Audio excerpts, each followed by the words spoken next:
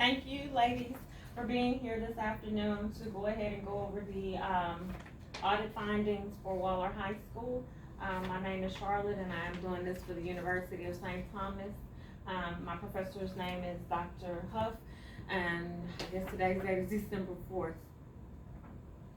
Okay, so as you know, Waller High School has grown and is continuing to grow. Right now, we're at about 2,000 students, and our school is about 2,200 students max, so we're almost at capacity. The constant growth has caused us to need a larger school and a larger CTE program, so we are supposed to be getting new CTE programs like the mechanic shop and some other stuff that we don't have right now. The estimated growth projections is about 3,000 students for the next year or so because of the rezoning of some subdivisions that are coming up and the influx of students that we have coming in from other districts, okay? Okay, so the needs that I identified after doing the equity audit, it wasn't anything major, small discrepancies like any other school has, but one was academic progress measures and competencies, data compilations, and reassessing lesson plans and instruction. Okay, and so in order to do this, for the academic progress measures, we have to be able to have some type of data and some benchmarks and checkpoints throughout the quarters. And so right now, we don't have that in place. All we have is benchmarks and final testing. Data compilations, we need to be able to get the data and see what competencies that we need to go back and reteach. And so that'll, okay, so, sorry about that small interruption. But any questions about what the testing needs to look like? Or who's going to give the testing? That's fine, that's fine. I understand. So we have about 3% of our overall SPED population that is taking the STAR 2. The state of Texas says that we have to be 1% or less. So we are having to kind of bridge that gap of learners to help them to be able to take regular STAR testing. Okay, so in order to do that, I think that it is very important that we go ahead and start to measure and progress all our students. It can improve our GPAs as well as our overall score for the district. Okay. So again, I think that can be done through checkpoints. Checkpoints is just a small test. It's nothing that's rigorous. It's going to stress the students or the teachers out. It's just something to say that they've learned whatever TEKS or competencies that we've already been over. So those can be done monthly, every 3 weeks after new skills have been taught. Also testing strategies. A lot of students do not know how to test, and so I think that we need to revisit some of those.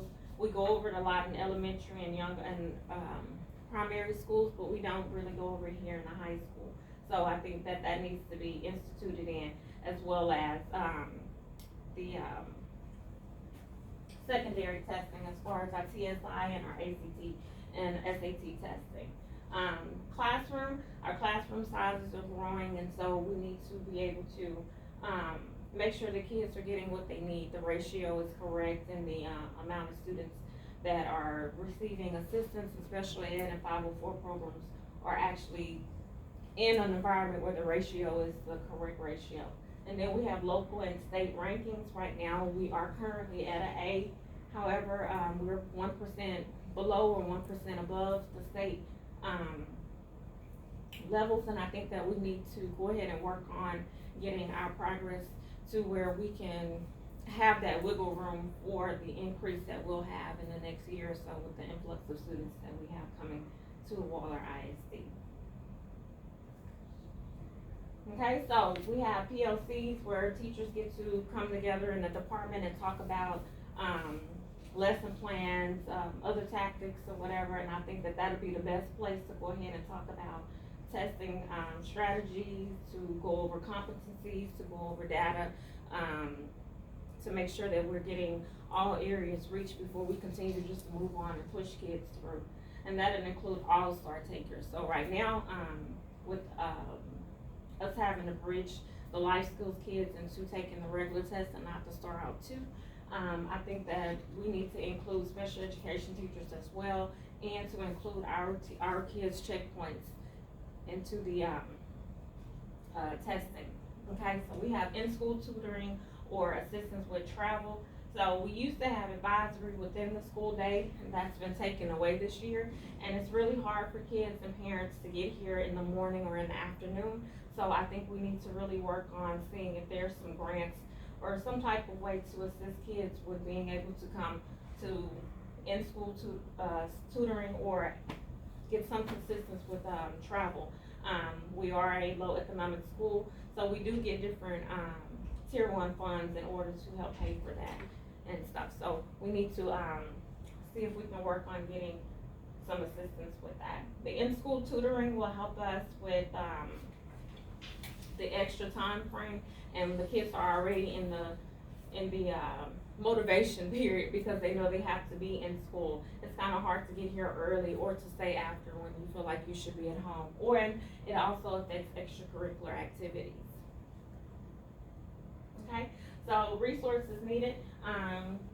That will be some of the learning, the instructional specialists to come up with different pieces of the STAR test that a lot of kids didn't do well on, and that's what the data will be able to help them to find a data collection method.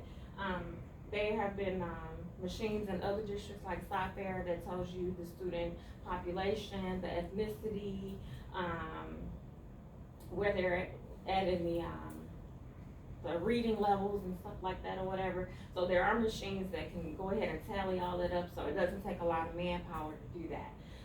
And once that's done, we'll do the data digs, and that's when the PLCs and the department chairs and then the assistant principals or principal for each area can go in and have those meetings and make sure that they're getting that information so that we can get it to the kids, or we can reteach, or we can make sure that our school day incorporates that in-school tutoring. Okay, so again, the specialists can assist with the low scoring areas. They sometimes pull kids in that need to get that extra help that the teachers can't give them. And we also have the newcomer and the ESL programs that help them try to reach their academic success as well. Okay, so the communication, we'll have data-led meetings, so we're not just coming up with TEKs according to the TEA website. We actually have data that's telling us that these are the TEKs that we're deficient on. And then we have specialist suggestions, so they can always bring people in some other districts, they've always brought in people who help with writing and other math programs, new math situations or whatever. So it's always good to bring specialists in. We can discuss goals and see where we want to be and where we are right now and where we really need to be in the next year. We can map out incremental progress, so everybody feels like they're doing their job, or they can see how to reassess or review what's going on in their classroom, if there's behavior issues or some other issues that are going on that's not allowing them to progress as well as others. So at that point, we can kind of move around classrooms, students, or whatever, teachers, whatever needs to be moved around at that time. Okay, so evidence will be demonstrated through the checkpoint and benchmark data, student managed progress. Teachers have concrete data on what to teach, and we'll have data for the administration to take to board meetings and other necessary partnerships to make sure that our grants and other things are being able to continue to be funded towards the school.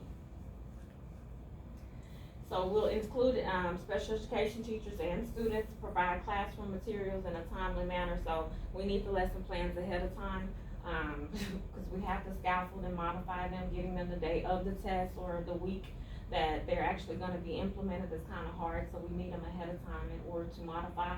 And then we can share lesson plans with the SPED teachers so that we're able to implement them at a slower rate, and we're not really not giving them everything because we are able to scaffold and get that information across. Okay, as a result, we'll improve testing scores, student progress, student self-esteem, because they'll be able to see their progression, and then teacher preparation and student college readiness. Any questions? All right.